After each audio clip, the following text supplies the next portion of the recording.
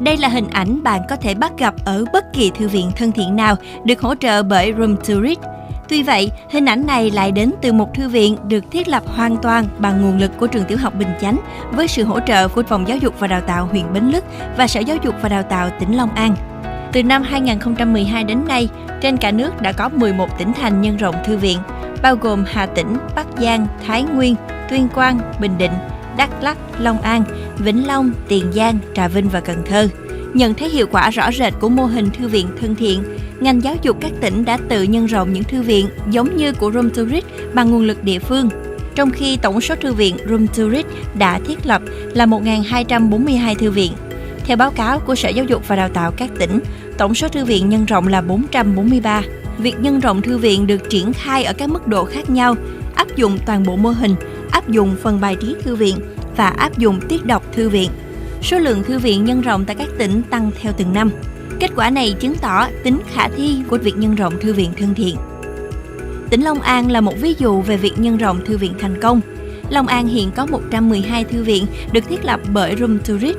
Tỉnh bắt đầu nhân rộng mô hình vào năm 2016 với 6 thư viện và tiếp tục nhân rộng thêm 16 thư viện vào năm 2017. Quá trình nhân rộng của tỉnh diễn ra rất bài bản với các khóa tập huấn về thiết lập và quản lý thư viện và tập huấn về tiết đọc thư viện dành riêng cho các trường có thư viện nhân rộng. Sau đó, các trường tiến hành triển khai nhân rộng với sự giám sát và hỗ trợ từ Phòng Giáo dục và Đào tạo. Một trong những thư viện nhân rộng đầu tiên tại Long An là thư viện tại trường tiểu học Bình Chánh, được thiết lập vào năm 2016. Thư viện có diện tích 78 m², trong đó 1/3 diện tích là thư viện theo mô hình 01 và 2/3 là mô hình thư viện Room to Read. Đây là một ví dụ của việc áp dụng toàn bộ mô hình thư viện thân thiện như các trường trong dự án Room to Read. Thư viện có không gian đọc thân thiện, sách được phân chia theo mã màu. Tiết đọc thư viện được dạy đều đặn một tuần một tiết cho tất cả các khối lớp. Sau một năm hoạt động, việc vận hành thư viện đã đi vào nề nếp.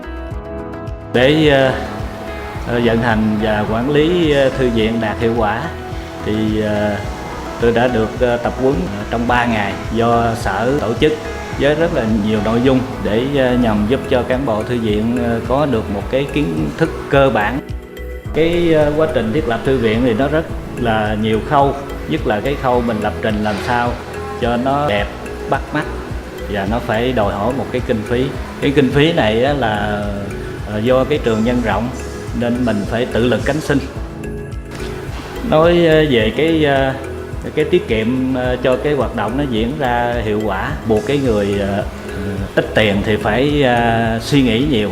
Để mua đồ về trang trí thư viện thì mình cũng phải rà 2-3 chỗ để tìm cái giá nó ổn hơn. Còn cái giấy dán tường giờ nó cũng đơn giản, nó so với giá thành giờ thì nó cũng thích hợp để mình sử dụng. Tôi đã nghĩ ra cái cách là nhờ bạn thiết kế cho một cái giá để khi mà giáo viên dạy tiết đọc thư viện để cái quyển sách lên nó vừa đẹp mà nó không có bị rách khi mà mình lật mạnh tay. Tôi liên lạc với những cái trường bạn mà thuộc nhóm dự án thì những anh chị này tư vấn giúp đỡ, thậm chí có khi là họ hỏi cần gì rồi tôi chỉ cần gửi thông tin thì họ đáp ứng hết. Khi triển khai vận hành mà cái khâu theo tôi mà khó làm là cái chỗ mà mình gắn kết với lực lượng phụ huynh ở ngoài, do họ nhiều ngành nhiều nghề, rồi khi tập trung vào trường cũng khó. Trong những cái hoạt động đọc sách, thí dụ cái ngày mà tổ chức đọc sách của trường thì họ ráng lắm họ đến trường. Cô đã được hướng dẫn ở cái tiết đọc thư viện là cô được về Sở Giáo dục Long An, và ở đó tất cả các thầy cô hướng dẫn rất là tận tình, và trong cái trình tự của cái tiết đọc thư viện rất là rõ ràng. Trường của mình là trường nhân rộng nên không có được bên Room to Read dự giờ góp ý, thì tất cả các cô trong những buổi họp chuyên môn bàn nhau về cái trình tự lên lớp, có những cái câu chuyện, những động tác điệu bộ như thế nào để cho các em nó hứng thú. Và ngoài ra những hội thi mà của tiết đọc thư viện đó thì mấy cô cũng lại tham khảo để mình học hỏi thêm những cái hay của các bạn đồng nghiệp. Giáo viên thì cũng rất là đồng tình Tại vì qua những cái tiết đọc thư viện á thì các em nó rất là thích thú, nó thích thì làm cho giáo viên mình phấn khởi, hăng hái dạy.